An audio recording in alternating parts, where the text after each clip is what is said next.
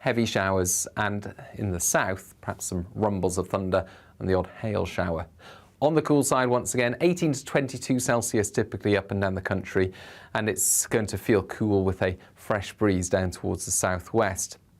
Now into Thursday evening, the showers continue for some time. Eventually, clearer spells will break out here and there, and it looks like for many it's a dry start to Friday at least, with some brighter spells first thing. But again, it's on the cool side. Temperatures holding up at 11 or 13 Celsius in main urban areas, but in the single figures in the countryside.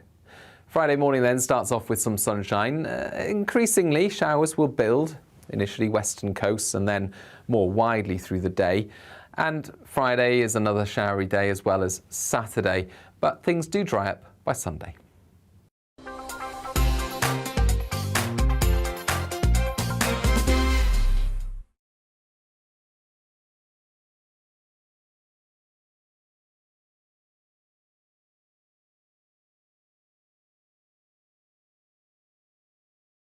We are GB News. We're right across this great nation. On TV. On radio. On digital. Absolutely everywhere. We don't talk down to you. We embrace all voices with honest and civilised conversation. We are not part of the establishment. We're one of you. And we're only getting started. Join us on GB News, The People's Channel. Britain's news channel.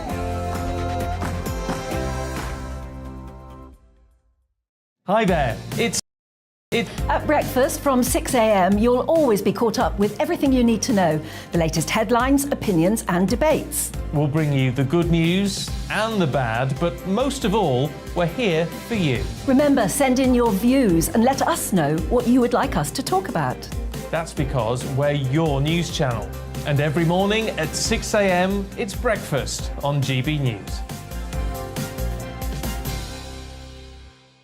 My name's Tom Harwood and join me 9:30 a.m. every weekday for The Briefing, your one-stop shop for everything you need to know about what's going on in politics today. I wonder if this is a deal that might need to be like the biscuits in this factory, twice baked. Is there not an opportunity here to win out against the extremes? Tom Harwood, GB News. What are you going to do about it? Things should have been done differently, and they certainly are being done differently. Don't miss it. The Briefing with me, Tom Harwood, 9:30 Monday to Friday on GB News. Where would you like to go? Just take me to the studio, please, mate. You know where you're going. I've got a show to do. Friday Night Feast on GB News, 7 p.m. And it's like nothing you've ever seen before. We take a different angle on the week's biggest news stories. The viewers and listeners set me some absolutely mad challenges to do. We tried to rehome a rescue dog. And yes, there's some other wacky stuff in there as well. I feel like I could take on the world. Well, that's that. Friday Night Feast with me, Patrick Christie's, every Friday, 7 till 9 p.m. on GB News. Be there.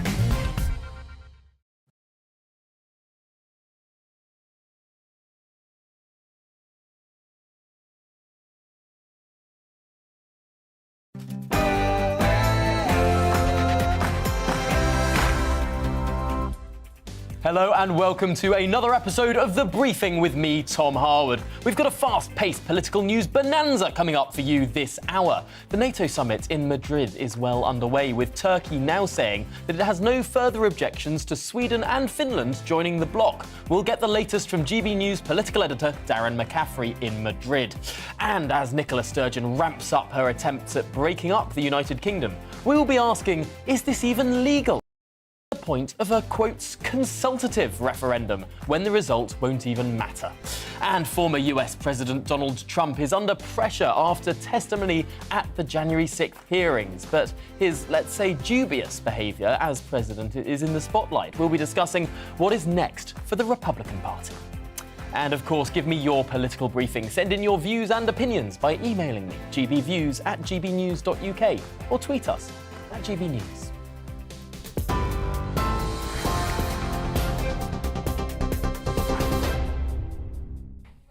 Good afternoon, it's just 1 minute past 3. I'm Rosie Wright, keeping you up to date on GB News.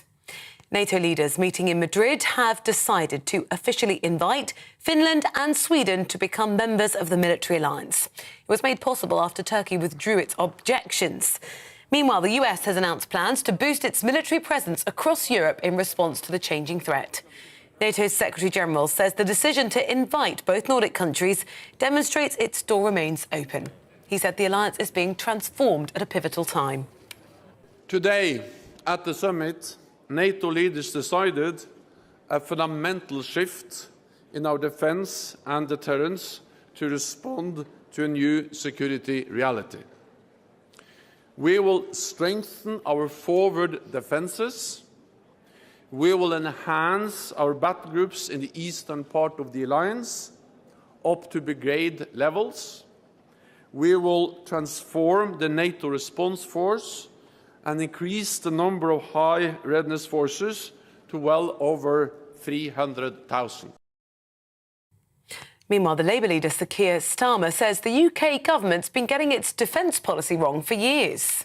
The Tory government has been cutting defence for 10 years now.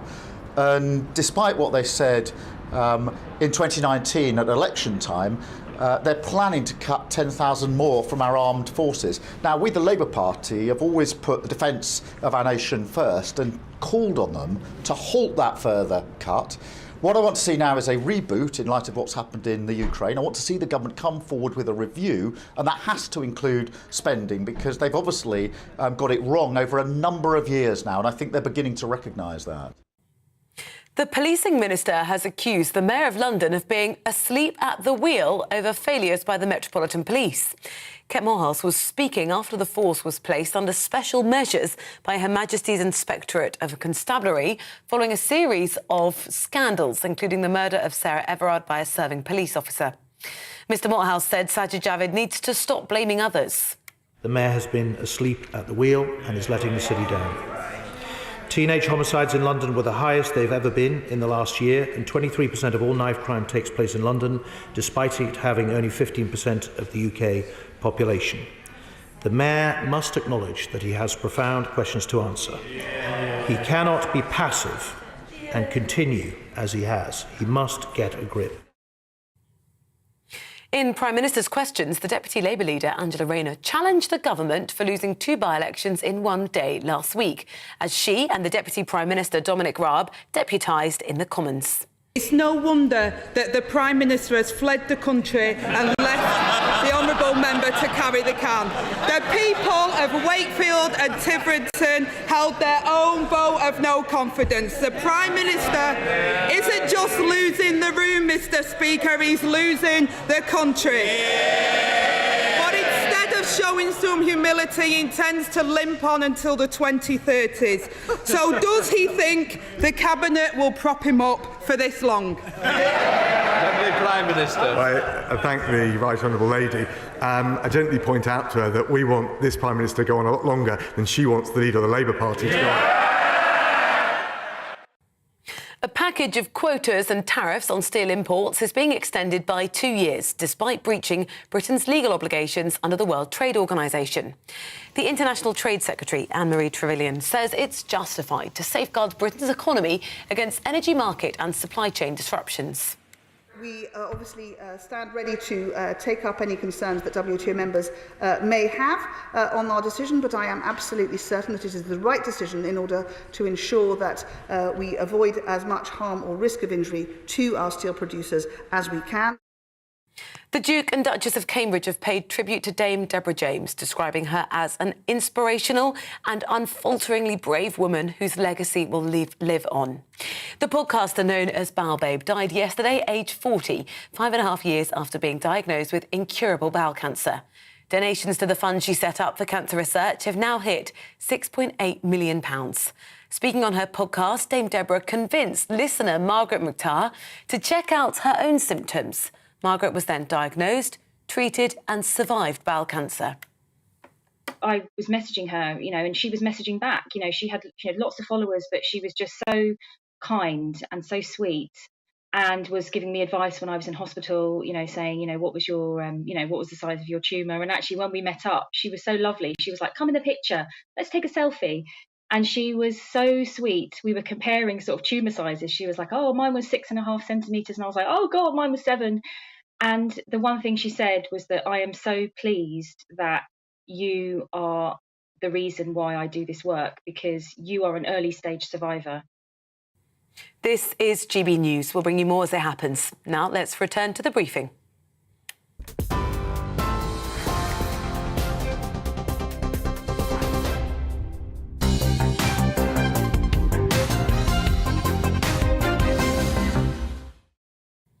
Welcome to the programme. Well, the NATO summit in Madrid is well and truly underway, and one of the first hurdles of the summit seems to have been conquered already. An agreement has been reached between Turkey, Finland and Sweden to allow the two Nordic countries to become members. In its last hour, NATO General Secretary Jens Stoltenberg formally invited Sweden and Finland to do so. Stoltenberg then went on to say NATO was charging up its deterrent plans due to the risk from Russia. Today, at the summit, NATO leaders decided a fundamental shift in our defence and deterrence to respond to a new security reality. We will strengthen our forward defences. We will enhance our battle groups in the eastern part of the alliance up to brigade levels. We will transform the NATO response force and increase the number of high readiness forces to well over 300,000. Jens Stoltenberg there. Well, joining us now live from Madrid is GB News political editor Darren McCaffrey. Darren, welcome to the programme. Was this a surprise that Turkey came so quickly to support the accession of these two Nordic countries? I think in many regards it was, in the sense that when we were talking to certainly British officials a little bit earlier on this week, Tom, there was concern that this could drag out. Clearly Turkey has put many demands on the table of both Sweden and Finland to allow this process to go forward. President Erdogan clearly wanted to eke out some concessions. He seems to have made some progress on that. I heard today that the foreign minister was essentially now looking for the extradition of what they see as Kurdish rebels from Sweden and Finland directly to Turkey. So clearly there has been a compromise deal done. But be in no doubt, it is a very significant move for NATO. Finland obviously has been neutral for most of the post-Cold War period, in fact during the whole Cold War period I should suggest. Sweden, though, its neutrality dates back hundreds of years, and yet in the space of 6 months that's been entirely upended by Russia's invasion of Ukraine. They are now part of NATO's expansion. It means that NATO's eastern border has increased by hundreds and hundreds of miles because of Finland's position. And you know, how long is this process going to take? It's not entirely clear, but certainly probably within months they will become full members. And at that point, you know, they fall under the Article 5 of the treaty, which means that any attack on them is an attack on NATO itself, and that all members would come to their defence. So it is a very, very significant move indeed. Certainly, it does seem that, to some extent, the president of Russia, Vladimir Putin, has shot himself in the foot. He invaded Ukraine after speaking so much about feeling threatened by NATO.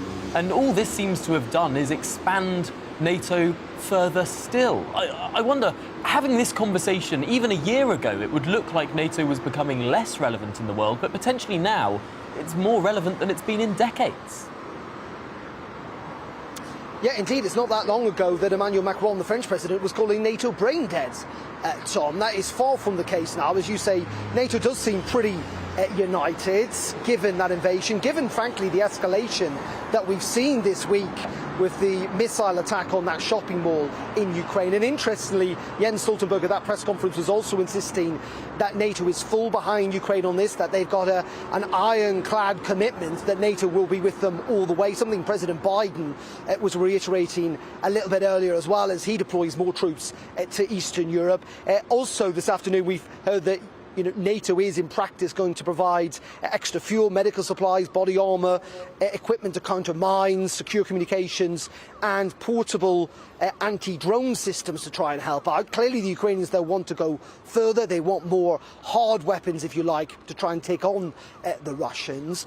And this all comes, of course, while there's this big conversation, Tom, at the moment about defence spending. The Prime Minister has come here today to try and ask member states to dig deeper into their pockets to try and help fund at NATO to get above that 2% target. He says that should not be seen as a ceiling, but rather a floor. But there is this big debate back home, isn't there, about defence spending. Frankly, we've heard from Ben Wallace, the Defence Secretary, and Liz Truss, the Foreign Secretary, in the last couple of days, saying that Britain maybe should up its defence spending, something that the Treasury seemed pretty reticent to do. And there, in fact, are many questions about defence cuts that we're likely to see in the years to come, not least another reduction in the size of the army. So while NATO is fully behind Ukraine, while NATO is planning to expand its presence in Eastern Europe almost 7 or 8-fold, there'll be questions about what Britain's contribution to that is, given the fact that we're not likely, at the moment at least, to see a big increase in the defence budget or indeed the size of the defence forces.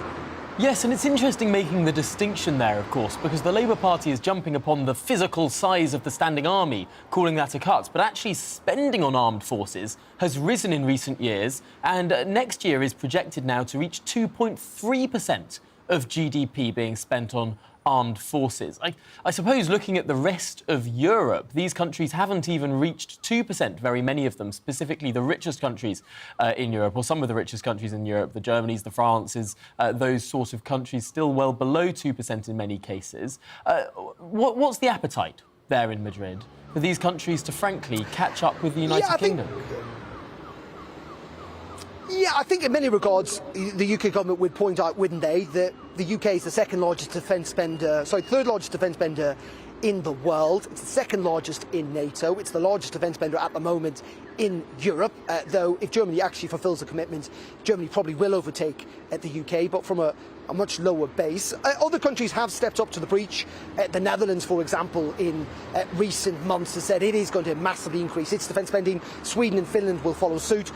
Poland spends nearly 3% on its defence, but Britain is a big defence spender. I think the concern, Tom, for the Ministry of Defence, and this is essentially what Ben Wallace was trying to say yesterday, though we know parts of the speech were cut out by Number 10, it's not the immediate future, it's not next year or the year after, though there are questions, of course, about whether there will be a manifesto pledge being broken in terms of the 0.5% yearly increase on top of what's been promised, and that inflation might eat up some of that spending given the fact that inflation is incredibly high. But where do we get beyond that? Once we get beyond 2024, is there a commitment to keep raising defence spending at a similar rate? Because, you talk to defence analysts, they do not think that this war is going to finish anytime soon, and they do not think the threat from Russia is going to end anytime soon. Well, Darren, thanks so much for bringing us those updates from what has so far been quite a lively NATO conference. Certainly more news lines out of this NATO conference this year than in years past. Darren, thanks live from Madrid there. Well, joining me now is the Labour MP and member of the Foreign Affairs Committee, Graham Stringer. Welcome to the programme, Graham. Just listening to what Darren was saying there about almost this greater recognition across Europe now of the importance of the North Atlantic Treaty Association and indeed of defence spending. I wonder to what extent we're entering a new era, not just for the period of the Ukraine war, but potentially for decades to come, a shift in how we see defence in Europe. I think that's happened. I think the Ukraine war, I don't like the phrase, but it's a wake-up call. It's a terrible cliche. But I think it's true that it's made us look at our defence spending. It's made the other countries in Europe and in NATO look at the real threat that Russia poses to us. And the second biggest defence spender in the world after the United States is China. So while Russia is a threat, China has been getting much more aggressive in both its rhetoric and its actions around the South China Seas, with India, with Hong Kong, with Taiwan. The world feels a lot more insecure now than it did even 12 months ago. So I think making sure not only that we spend money, I prefer to spend money on education and health, but you can only do that from a position of security. So spending money on defence, on the right things that will keep us safe and will hopefully prohibit Russia and China from attacking us or allies, I think it's the right thing to do at the moment. The other fundamental change, of course, which we've lost sight of, is there's been more world trade, is we need security not just with the armed forces, but security of energy supply, security of raw materials, and security of food. And I think all those things, which have always been important, people are realising that they're vital. Interesting you mention the China issue there, because there's been some criticism of President Biden's announcement at this NATO conference of deploying so many more American troops in European countries. There's been some domestic criticism of him that this focus on the North Atlantic, this focus on Europe, is to the exclusion of the Pacific, where some real danger is there as well. Now, I don't think anyone's saying that America shouldn't be interested and involved in what is a huge humanitarian issue and a big risk to stability in the Western world in Ukraine. But I suppose China sees this as a bit of an opportunity while the West is almost distracted in Europe. China might see this as an opportunity to become even more expansive, even more aggressive. I think certainly China will be watching very closely what is happening. I said when Russia first invaded Ukraine and China had given tacit support to that invasion, historically, China is not Russia's friend. And I think Russia is getting weaker on their west flank.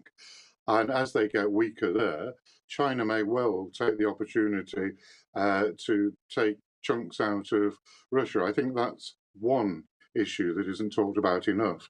In terms of the United States expenditure and where they spend it, the immediate problem is in Europe, and I think the Americans deploying extra equipment and troops and ships in Europe is a good thing. What you've got to remember, and I don't know the very latest figures over the last 18 months or 2 years, but a couple of years ago, the United States defense expenditure was the equivalent of the next 11 countries' expenditure, including the United Kingdom, Russia and China. So they can afford to do both. And Biden has said, some of his officials sort of try to water it down, but Biden has said for the first time that if the Chinese attack Taiwan, he would come to their defense. Yes, I suppose that is what looks like a sort of precedent being set up in terms of how countries may support countries that are attacked. I suppose that's an important consequence of what's happened in the last 4 months or so. But also looking to NATO expansion with Finland and with Sweden now on course to join the bloc within months. There are only going to be 4 countries in the European Union that aren't members of NATO. Those are Ireland, Austria, Malta and Cyprus. And I wonder what the position of other European countries within NATO will be towards these countries, towards, for example, Ireland and Austria. Not members of NATO, it seems to be they're not really stepping up to the plate. Should these countries join NATO too?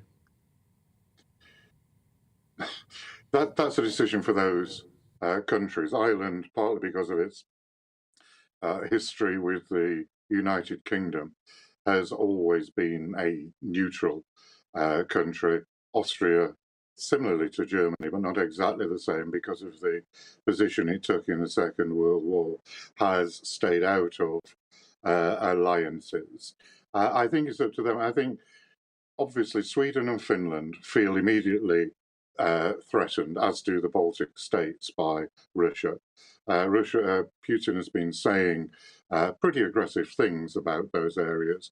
Finland had a war with Russia in the mid-20th century. They've got an immediate problem.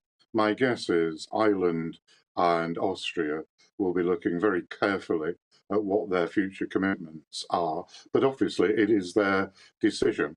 And they're relatively small countries. I think with Sweden and Finland and the rest of the European countries in NATO, as well as the United States, it feels much more secure today than it did not long ago. And I don't know what deals been done with Turkey, but it was probably a deal worth doing. My guess is there are dollars and pound notes on their way to Turkey, as well as some diplomatic initiatives that have enabled the logjam with Turkey vetoing those two countries.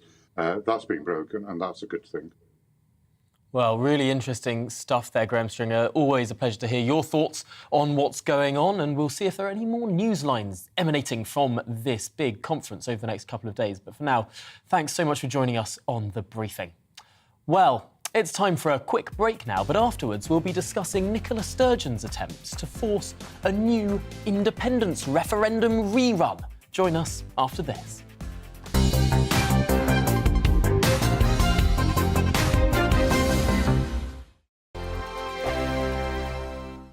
We are GB News. We're right across this great nation. On TV. On radio. On digital. Absolutely everywhere. We don't talk down to you. We embrace all voices with honest and civilised conversation. We are not part of the establishment. We're one of you. And we're only getting started. Join us on GB News, The People's Channel. Britain's news channel.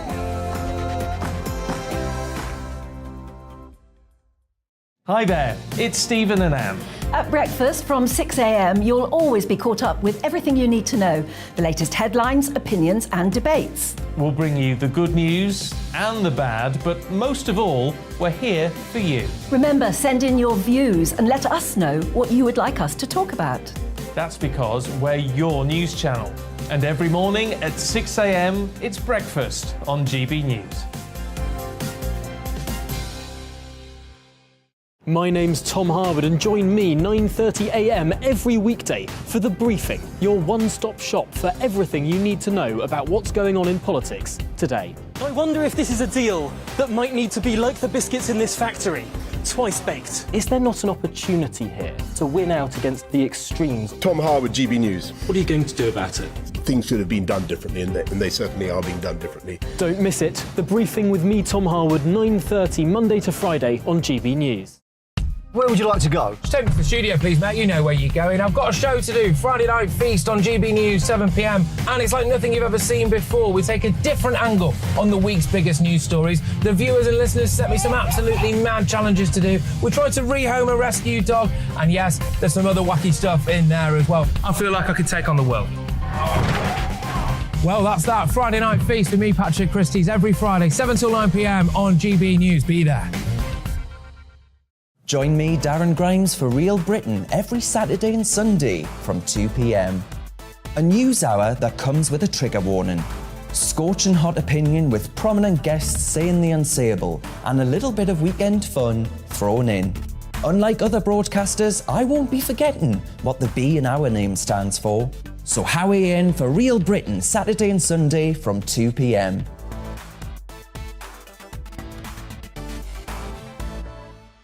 Hello, I'm Patrick Christie's. And I'm Mercy Moroki. Make sure that you join us Monday to Thursday, 10 a.m. until midday, right here on GB News for To The Point. We're not afraid to talk about the topics that matter to you or the big topics that always matter. We cover absolutely everything, from the breaking political stories of the day to law and order, what's going on in the channel. We're not afraid to hold people to account. We always make sure we include your views on our show. Indeed, if you're thinking it, you can guarantee that we're saying it. So make sure you join the conversation with us, 10 a.m. until midday, Monday to Thursday, for To The Point on GB News.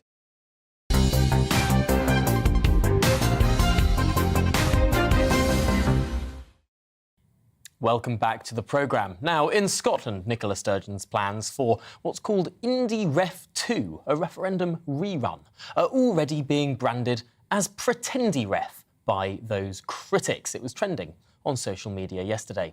The Prime Minister promised a consultative referendum, of course, that would take place on the 23rd of October next year. A consultative referendum would mean that the actual outcome of the vote would not be implemented unless it gained approval from the United Kingdom authorities. So, is this vote just a ploy to keep the First Minister's base happy? Or is it something more substantial? Well, joining me now is the pro-independence Alba Party MP, Neil Hanvey, and Scottish Conservative pro-union MP, Murdo Fraser. Thank you both, gentlemen, for joining me this afternoon. Murdo, let's start with you. Does Nicola Sturgeon have a legal basis for holding this consultative referendum? Well, that's a matter that will be determined in due course by the Supreme Court of the United Kingdom, to whom the Scottish Government have referred this question, and they will have to arrive at a ruling on the legal basis. Now, most legal opinion in Scotland would say that this is a matter reserved to Westminster. And back in 2014, when we had the last Scottish referendum, that was done on the basis that the Westminster Government signed what was called a Section 30 agreement, agreeing that the Scottish Government would be able to hold a legally constituted referendum at that point. And all parties agreed that that's what would be done. There's no such agreement this time. The UK Government has said now is not the time for another referendum. And indeed, Scottish public opinion does not support another referendum. I think only 28% of people in the latest opinion poll wanted another referendum within the timescale being proposed by Nicola Sturgeon by the end of 2023 next year. So it doesn't have public support, and I think it's highly likely the Supreme Court will say that there's no legal right for the Scottish Government to hold this vote. Neil Hanvey, what do you make of that argument that there's little public support for a referendum rerun, at least in short order? Well, I think it's a ludicrous suggestion. Murdo is well aware that at the parliamentary elections in Scotland last year, the SNP and the Green Party won the majority of seats. And not only did they win the majority of seats in that parliament, they did so by winning over 50% of the votes cast from independent supporting parties. So the public have made a democratic expression during that election. It was very clear, both from the independent supporting parties, that they wanted to advance onto another constitutional referendum, and the Conservatives were very clear that the only way to stop that was to vote for them, and they lost that election. And so the people of Scotland have spoken very clearly. Now, in terms of the Conservative group in Scotland, they've changed their mind on whether they support or don't support Boris Johnson about 3 or 4 times in recent months. So for them to say that they can change their mind about whether they support Boris Johnson or not at their will, what is to stop the Scottish people from having their say? And what mandate do the Conservatives have, either north or south of the border, to impede that democratic process, given the comments that, not just as I mentioned this afternoon in PMQs, both the Prime Minister and the former Prime Minister, Theresa May, made very clear pronouncements about the importance of self-determination, which I read back to Dominic Raab at the dispatch box. And so you can't assert a fundamental right to self-determination and then pick and choose who that will be applied to. Well, Murdo, you've been shaking your head there. In your view, were those Scottish parliamentary elections about independence? Well, there's 2 points there. I mean, Neil Hanley will well remember the television interview that Nicola Sturgeon did during the course of the election campaign, where she was asked by a BBC journalist, even if people don't support independence or another referendum, should they still vote for you, perhaps because they liked your record in handling COVID? And Nicola Sturgeon answered yes.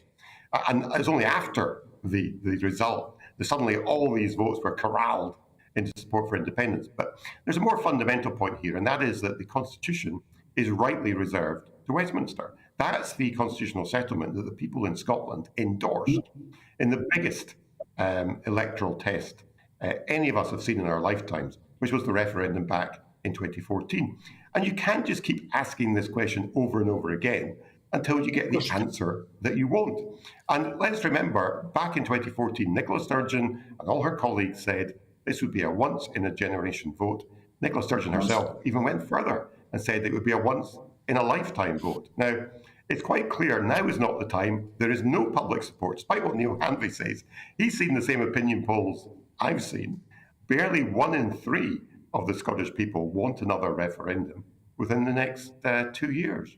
So now, Neil, you've been itching to get in there, Neil. So we'll give another word to you. Just respond to those points there from Murdo. Well, I mean, I'm not surprised that Murdo would make the points that he does, because, the reality is that his party fought that election on independence and they were rejected. So regardless of what any other actor in that election said, that's the fact. That's a material fact. What do you make of his point that Nicola Sturgeon said that unionists should vote for her? Make is, first of all, democracy does not stand and fall on opinion polls and their movement. It rests on elections and democratic mandates, and that mandate was in the manifesto. It was secured, and the people of Scotland have made that decision. And the other point about this nonsense about once in a lifetime, once in a generation, there's a fundamental democratic principle that democracy is not an event, it is a process. And as the Conservative Party have shown recently, they can change their minds as much as they like about whether they support Boris Johnson or not. And the people of Scotland have an equal ability to change their mind and to cast their votes as often as parties who support independence referendums are elected, then independence referendums should be held. That's an interesting point there, Neil Hanvey, that potentially if this consultative referendum, whatever we want to call it, would be lost by the pro-independence parties, another one could be held, and then another one, and then another one. You see no reasonable limit on the number of referendums that could be held until the answer of separation is reached. Well, the point I would make is that a referendum is only one mechanism that could be used to assert independence. And I think that's something else that Nicola Sturgeon outlined in her statement yesterday to the Scottish Parliament. And I think the important point there is that, if democracy is denied, democracy will always find a way. You can go back to the Atlantic Treaty that Churchill signed, endorsing the right for all nations to self-determination. These are fundamental principles of international law. Well, I'm going to have to interrupt you there, Neil Hanvey. We're running to the end of this conversation, so just the final 15 seconds to Murdo Fraser before we, I'm afraid, have to go to the headlines. Well, the way Neil Hanvey is speaking, you think there was some overwhelming demand in Scotland for independence and another referendum. We know that's not the case. We don't want to go through another divisive referendum that we did in 2015, which was so damaging to Scottish social cohesion and the Scottish economy. No, sir. Well, gentlemen, thank you so much for joining us this afternoon. It's been a fascinating conversation. We'll have to have you both back very soon. But for now, thanks for joining us. Well, next on The Briefing, we'll be discussing the Capitol riot hearings in the United States of America. But first, is the headlines.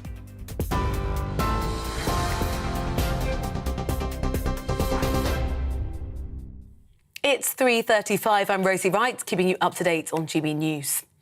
NATO leaders meeting in Madrid have decided to officially invite Finland and Sweden to become members. NATO's Secretary-General says the decision demonstrates the alliance's door remains open. He said NATO is being transformed at a pivotal time. Today, at the summit, NATO leaders decided a fundamental shift in our defence and deterrence to respond to a new security reality. We will strengthen our forward defences.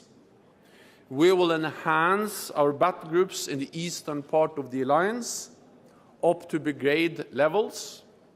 We will transform the NATO response force and increase the number of high readiness forces to well over 300,000. At Prime Minister's questions, the Deputy Labour leader Angela Rayner challenged the government for losing 2 by-elections in one day last week, as she and the Deputy Prime Minister Dominic Raab deputised in the Commons. It's no wonder that the Prime Minister has fled the country and left the honourable member to carry the can. The people of Wakefield and Tiverton held their own vote of no confidence. The Prime Minister isn't just losing the room, Mr. Speaker, he's losing the country. But instead of showing some humility, intends to limp on until the 2030s. So does he think the Cabinet will prop him up for this long? Deputy Prime Minister. I thank the Right Honourable Lady. I gently point out to her that we want this Prime Minister to go on a lot longer than she wants the leader of the Labour Party to go on. A 29-year-old man's been remanded in custody after appearing in court charged with the murder of Zara Alina. The aspiring lawyer, who was 35, died on Sunday after being found with serious head injuries in Ilford in East London. Jordan McSweeney's also been charged with attempted rape and robbery. TV, online and DAB+ radio, this is GB News. Shortly, we'll be back to the briefing with Tom.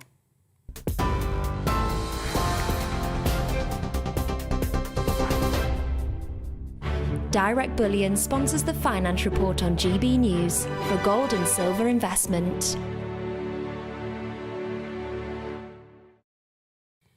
Here's a quick snapshot of today's markets. Now, a few moments ago, the pound was at 1.2117 against the dollar and 1.552 against the euro. The price of gold currently stands at £1,499.55 per ounce. Direct Bullion sponsors the Finance Report on GB News for gold and silver investment. We are GB News. We're right across this great nation. On TV. On radio. On digital. Absolutely everywhere. We don't talk down to you. We embrace all voices with honest and civilised conversation. We are not part of the establishment. We're one of you.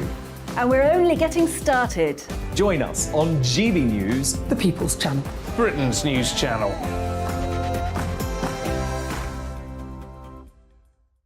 Hi there, it's Stephen and Anne. At breakfast from 6 a.m, you'll always be caught up with everything you need to know, the latest headlines, opinions and debates. We'll bring you the good news and the bad, but most of all, we're here for you. Remember, send in your views and let us know what you would like us to talk about. That's because we're your news channel. And every morning at 6 a.m, it's breakfast on GB News.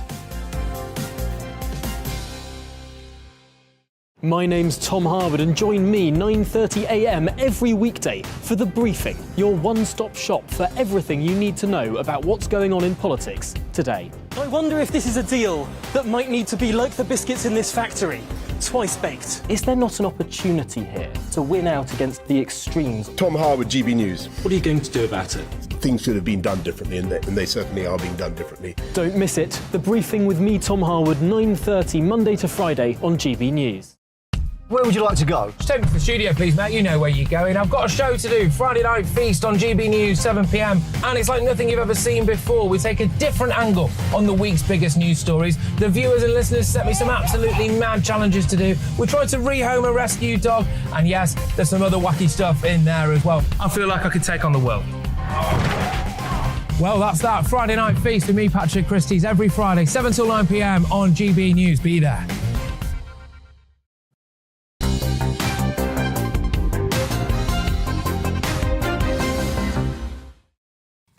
Welcome back. Now, Boris Johnson has torn up his flagship manifesto promise to increase defence spending by 0.5% above inflation every year.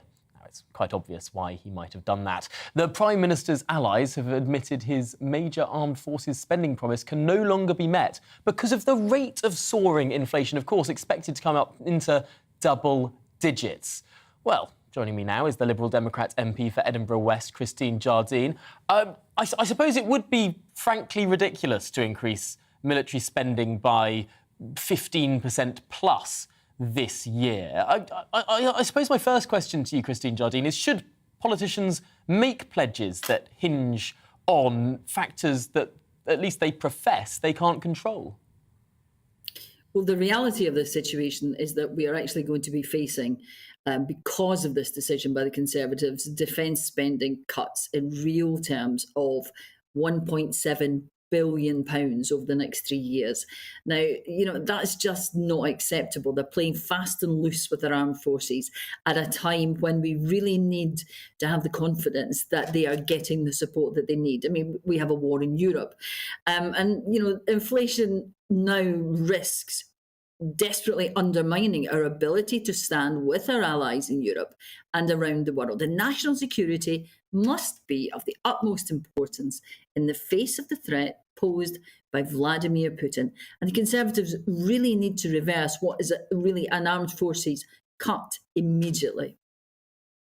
Other country in the world, perhaps, with the exception of Ukraine and Russia, increasing their armed forces spending in line with the extraordinary inflation that we're seeing in the United States, in the United Kingdom, and in the European Union? I don't think that's really the case. I think what we have to look at is the reality of the situation. And what the Conservatives are talking about now isn't a massive increase, it's a cut. They're inflicting a real terms cut of £1.7 billion. It's another broken manifesto pledge, but more importantly, we're at a very, very dark moment in our history. We have a war in Europe, and we should be investing in defence, not neglecting our armed forces. And, these cuts must be reversed. We certainly would be reversing them. We would be backing our troops, giving them the confidence that the government is going to back them and invest in giving them what they need. Because we are facing a very real threat across Europe from Vladimir Putin. The government, of course, says that by next year, defence spending will have risen to 2.3% of GDP, the highest it has been in quite some time. Indeed, the United Kingdom's already the third highest spender in the world on our armed forces, the highest spender in Europe on armed forces. Should we not be looking to get our allies to match where we are before we start zooming ahead? We need to look at our needs, Tom. I'm concerned about what our needs are and what our armed forces need and what our generals are telling us. And what we are facing now is a real terms cut. Now, that's not good for anyone. It's certainly not good for the armed forces. It's not good for the situation with NATO and our investments there and our commitments to NATO. It's not good when Europe is facing such a dark threat. So, what other countries are doing is not my major concern in this. Yes, of course, I'm concerned that there should be, strong defence across the world. But our commitment, our need, our security has to come first. And with this government, it's just not. Liberal Democrat policy to scrap our Trident nuclear deterrent programme? Say that again, sorry? Is it still Liberal Democrat policy to not replace, like for like, our Trident nuclear deterrent programme? I think that hasn't been a position for a while. Our position at the moment is that our armed forces face a very, very threatening situation in Europe, and we should be investing in our defence. Now, why this is something that the Conservatives cannot see beats me, because they were the ones who promised this investment in their manifesto. Yet again, they are not fulfilling the promises that they made to people. Now, we've seen just last week, they lost 2 by-elections, and it's because of things like this. It's because of promises that they made and are now reneging on. It's because of all the U-turns they're making. People do not feel that they got the government that they voted for. People who voted Conservative feel that it's been taken for granted and just used. And now they see something like this, where there is a war on our doorstep in Europe, where we have a commitment to help Ukraine, and where our own armed forces are facing a real terms cut. We are no longer in a period where we can say, everybody's our friend. We are facing a very, very difficult situation, and the Conservative government needs to take that into account. That is what is important now. The country faces a very, very difficult situation, and we should be investing in our armed forces to ensure that we have the security and the defence that we need. Now, Christine Jardine, as the MP for Edinburgh Western, I cannot let you go without asking your views on Nicola Sturgeon's plans for a further referendum as early as next year. Is what she's planning legal, and what should unionists do in response? Well, the first thing I should say is, Tom, and please don't take offence, I may have misheard you, I'm not the MP for Edinburgh Western, I'm the MP for Edinburgh West. Edinburgh Western is a Scottish parliamentary constituency. What we are facing at the moment in Scotland is a situation where the majority of people in Scotland are concerned about the cost of living. They're concerned about the war in Ukraine. They're concerned about, feeding their children, heating their homes. And Nicola Sturgeon is, just going off on yet another ridiculous indie ref that the majority of people in Scotland do not want. Every opinion poll says so. The courts will decide whether or not what she's planning to do is legal, but we want to focus on what people need. We want to focus on getting the country through this series of crises that aren't over yet and that we must be paying attention to. It's very tempting to think that what the Scottish Government is actually doing is trying to deflect from the fact that they have, cost us millions, hundreds of millions of pounds building ferries that aren't fit for purpose, that we've got chaos over the census, which wasn't completed properly, that we've got, our schools, our education standards are slipping, our NHS staff are struggling, our teachers are under immense pressure. We've got record drunk deaths in Scotland. All of these problems are what we expect our government in Scotland to be focusing on instead of yet another divisive, chaotic, damaging independence referendum. Well, Christine Jardine, it's always a pleasure to speak to you. Thank you so much for joining us on the briefing this afternoon and for your thoughts on those two very important issues. Well, turning our attention back to the NATO summit in Madrid now, Ukraine is set to dominate the conversation between world leaders, and political editor Darren McCaffrey has been speaking to Ukrainian MP Alex Goncharenko on just how the bloc can help Ukraine prevail against the Russians. Just first of all, you've clearly come to Madrid for this NATO summit. How easy is it to get in and out of Ukraine? It's not very easy because the sky is shut down. So we should find the closest airports in the neighboring countries. So it's not easy, but when something is important, it should be done. This is clearly very important. What are you hoping to see, though, today and tomorrow? What do you want to see NATO leaders do? In general, I want to see the unity of the free world against these threats that now are on the table, and clear realizing of the free world that Russia is an enemy. Russia is a big threat, and you cannot just sit and wait that something will change. No, you should react. So you should be brave like Ukraine. You should do something. That's what I want to see. Partly, I already saw it. The decision about Sweden and Finland is very important and very good. But I am waiting for more decisions about, for example, weaponry delivery to Ukraine, because still it's absolutely not sufficient. The last announcement, which was made yesterday by Ministry of Defense of Germany, she said, yes, we will do it. We will give Ukraine 3 more self-propelled howitzers. We have 1,000 miles front line.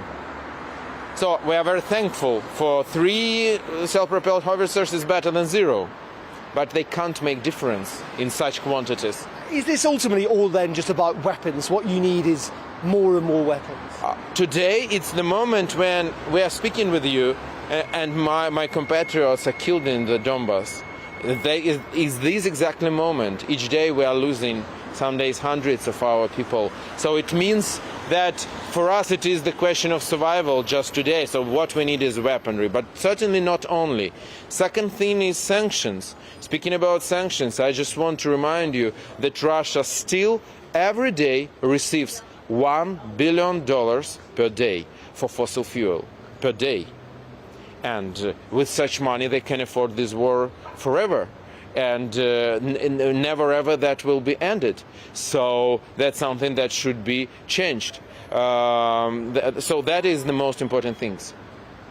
And also, like speaking we are on the summit of NATO, I'm very happy about Finland and Sweden, absolutely. That is a historical thing. But why Ukraine is not moving ahead? Why Ukraine is not receiving membership action plan on this summit, like a next step to joining? And I think that is something from what not only Ukraine will benefit, but NATO too. Ukraine is one of the strongest armies in the world. Now everybody understands it. Ukraine is a breadbasket, not only Europe, but of the world. So together we are stronger. And that's the moment to unite the free world. You're obviously the MP for Odessa. There is an awful lot of grain. It's the major port in Ukraine. A lot of wheat that is stored there that's not able to get out. Is there a strategy?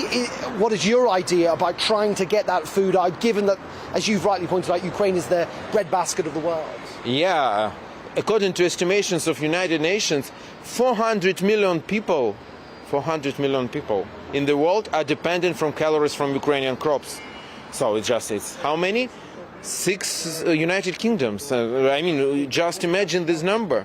And today all these people are just hostages in the hands of Putin, because he just making them starving, closing the Black Sea. We try to send our grain by outer routes, by railway, but we can't replace the sea. It's impossible, at least at short term. It's impossible. So we need to open the Black Sea in order to save millions of lives, and also social unrest. Just imagine Egypt, 100 million people. 80% of their wheat they receive from Ukraine and Russia. 80%. So it means what will be tomorrow there? Hunger riots and new millions of refugees. Where will they come? Men in London coming to pub. Fish and chips and beer. Fish and chips is fried in Ukrainian sunflower oil, which now disappeared. And beer is made from Ukrainian barley, which disappeared. And that means that the price will be higher. And that is the problem for everybody. So what can be done and should be done? There are like 2 ways. Number one solution is a military solution. That, for example, NATO countries are saying we can't let people just die from hunger, just starving, from famine. We will take their ships to Odessa. We will secure them. They will receive wheat, and we will secure them to Bosphorus. That is the first way. And yes, I know that they say we don't want because maybe the Russian ships will attack, and it means direct clashes. But if Russian ships will attack a wheat, and that is, and you are afraid of it, maybe be brave like Ukraine, you know. But there is not only decision. The second decision is to find some kind of a leverage in Russia. And there are, not military. For example, every day millions of barrels of Russian oil is passing through Bosphorus. Why not to say, if you want your oil to pass through Bosphorus, let Ukrainian grain to pass through Bosphorus. Or transit to Kaliningrad, which is historically Königsberg, which is occupied by Russia-German territory. You want transit there? Sorry, open transit to other countries, open the Black Sea. And just very funny and quickly if you can, I mean, can Ukraine win this war this year? Ukraine will definitely win this war. But when and with what casualties is in the hands of people who are now in Madrid. Well, Ukrainian MP Alexei Goncharenko there speaking to political editor Darren McCaffrey in Madrid, just outside the NATO conference. Well, in the final minute of the programme, I'm delighted to be able to say that we can get to some of your views, because you've been writing in pretty strong numbers, particularly on this question of the Scottish independence, Scottish separation, British partition debate. Denise has written in to say, Tom, as we all belong to the British Isles, shouldn't we all vote as to whether we want Scotland to leave or not?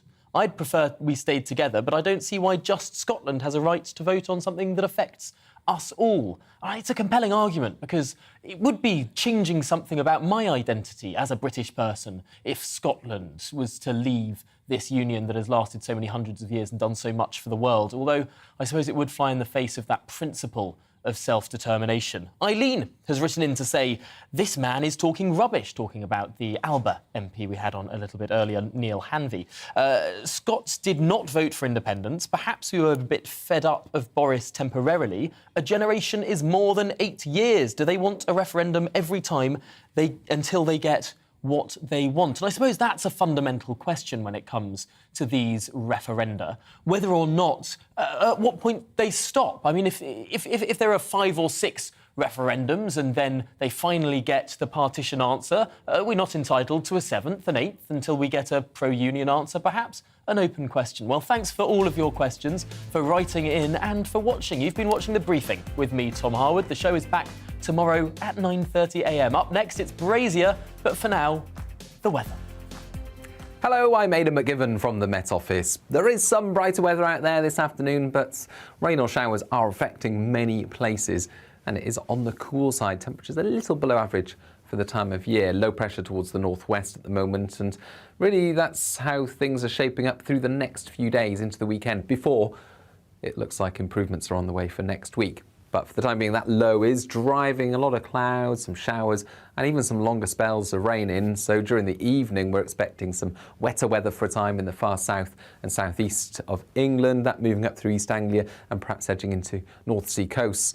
Equally, there'll be some showers moving through southwest England, Wales, into Northern Ireland and Northern England, as well as Scotland later. But away from the showers overnight, with some clear spells, temperatures will dip into the low low double figures, I should say. A rain warning in force first thing for Northern Ireland because of some slow-moving outbreaks of rain. 20 to 30 millimetres could cause some localised flooding. But otherwise, for much of the UK, it's more of the same. Sunny spells, heavy showers, and in the south, perhaps some rumbles of thunder and the odd hail shower. On the cool side, once again, 18 to 22 Celsius typically up and down the country, and it's going to feel cool with a fresh breeze down towards the southwest. Now into Thursday evening, the showers continue for some time. Eventually, clearer spells will break out here and there. And it looks like for many it's a dry start to Friday at least, with some brighter spells first thing. But again, it's on the cool side. Temperatures holding up at 11 or 13 Celsius in main urban areas, but in the single figures in the countryside. Friday morning then starts off with some sunshine. Increasingly, showers will build. Initially western coasts and then more widely through the day. And Friday is another showery day as well as Saturday, but things do dry up by Sunday.